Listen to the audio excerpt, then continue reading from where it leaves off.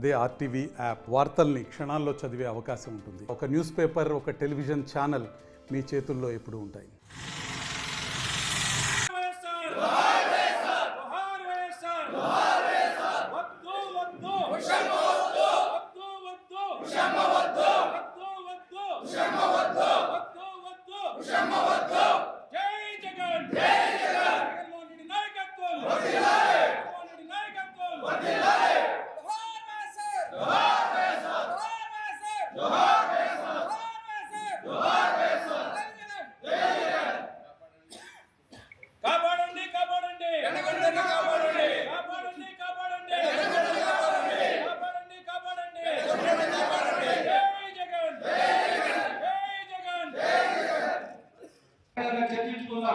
ఏ రకంగా మీరు పార్టీ వ్యతిరేక కార్యకలాపాలకు పాల్పడినారు అని నిరూపణ చేయమను.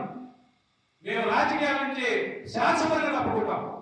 లేదంటే నువ్వు రాజకీయాల నుంచి శాశ్వతంగా తప్పుకొని నీ కర్ణాటక రాష్ట్రానికి వెళ్ళిపోవడానికి సిద్ధంగా ఉన్నావా శాస్త్రించారు మీరు అని చెప్పి నేను ఈ పత్రికా ముఖంగా అడుగుతున్నాను.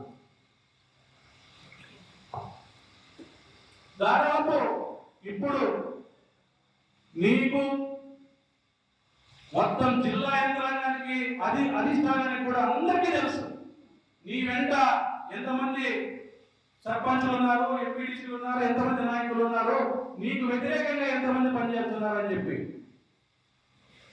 నువ్వు అక్కడ జగన్ గారు కనపడతానే పాదాభివందనం చేస్తావు, ఇక్కడ కార్యకర్తలు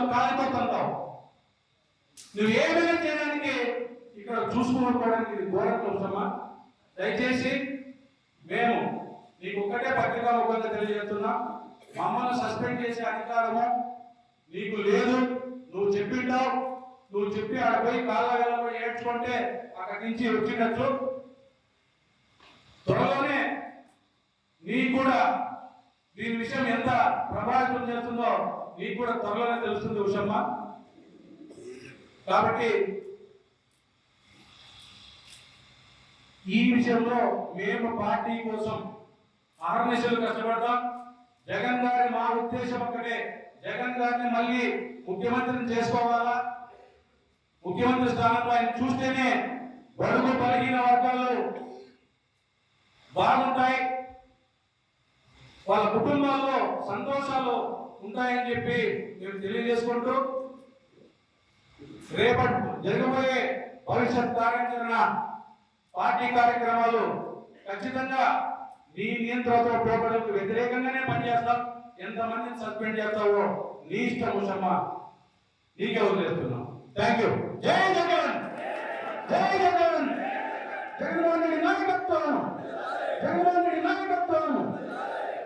జోహార్ సార్, జోహార్ సార్. ఏ ఇబ్బంది లేదు పార్టీకి. మాకు ఓటాకు కలిగినప్పటి నుంచి కాంగ్రెస్ వైఎస్ఆర్ పార్టీలోనే కొనసాగుతున్నాం. నువ్వు వచ్చి గ్రూప్ రాజకీయాలు చేసేకి మొదలుపెట్టి ఎవరు చూసుకొని ఊరుకోరు. ఈ కటాంగులు ఏం చేసేది అందరికీ తెలుసు. అయినా అక్కడ ప్రజలు మంచి వాళ్ళు చెడ్డ వాళ్ళు ఎవరికి తెలియదు. అంతా నీకోసం వదిలిపెట్టాలి. ఇక్కడ అవన్నీ జరగమ్మా. నీదేమన్నా ఉంటే నీ పర్సనల్ చూసుకో, అంతేగాని అనవసరంగా అందరిపైన పొందుదల చేయాలంటే ఇప్పుడు ఇక్కడ వచ్చిన వాళ్ళని సస్పెండ్ చేయమ్మా. జై జగన్.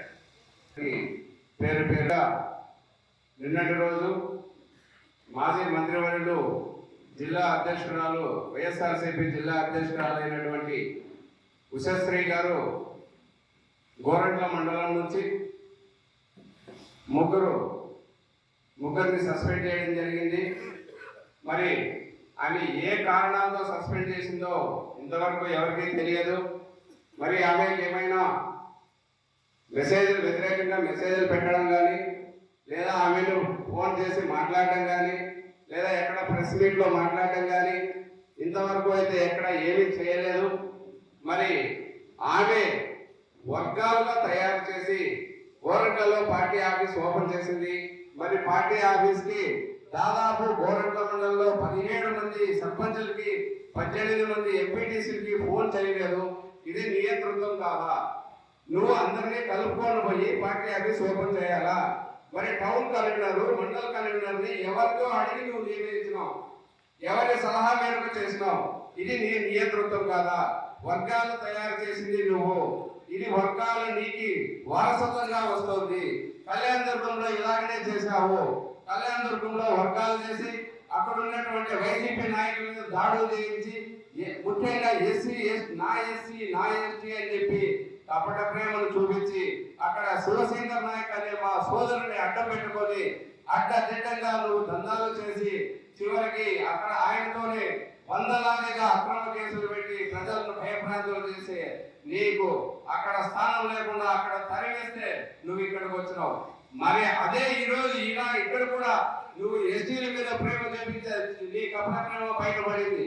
నువ్వు చెప్పినట్టు మేము వినలేదు, నీ నేతృత్వాన్ని మేము వ్యతిరేకిస్తున్నామనే ధోరణితో నువ్వు ముందస్తుగా నాగేనాయకుని సస్పెండ్ చేయించావా?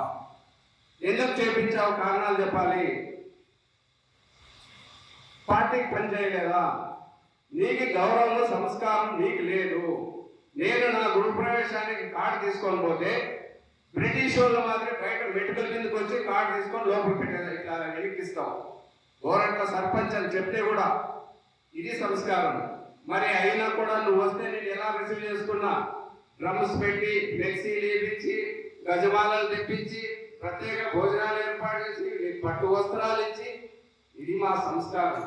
మీకు సంస్కారం తెలియదు, విలువలు తెలియదు. అహంకార భావంతో ముగ్గురిని సస్పెండ్ చేసేస్తే ఈ మండలం అంతా నా చేతుల్లోకి వస్తుంది అనుకుంటున్నాం. ఇది కళ్యాణదుర్గం కాదు, గోరెంట్లలో ఇలాంటి ప్రజలు ఎప్పటికీ రిసీవ్ చేసుకోలేదు. ఎలక్షన్ లో నీకు చెప్పినట్లు వెళ్ళలేదు. నీకు కావాల్సిన 2-3 నిర్మాతలు పక్కన పెట్టుకున్నావు, వాళ్ళు చెప్పిందే చేసినావు. గోరెంట్లలో ఎంతమంది ఉపాధ్యాయులు, అనంతపురం జిల్లాలో లేనటువంటి ఉపాధ్యాయులు గోరెంట్లలో ఉన్నారు. నువ్వు గోరెంట్లలో పోస్టల్ బ్యాట్లు అడుగుదామంటే చెవుల్లోకి వేసుకోలేదు. 5 మందికో 10 మందికో 300 కుటుంబాలు ఉపాధ్యాయులు ఉన్నారు. ఓట్లు కలిసావా నువ్వు? 22 మరిన్ని వీడియోస్ కోసం ఛానల్ ని సబ్స్క్రైబ్ చేయండి. లేటెస్ట్ అప్డేట్స్ కోసం వాట్సాప్ ఛానల్ ని ఫాలో అవ్వండి. అండ్ లింక్ డిస్క్రిప్షన్ లో ఉంది.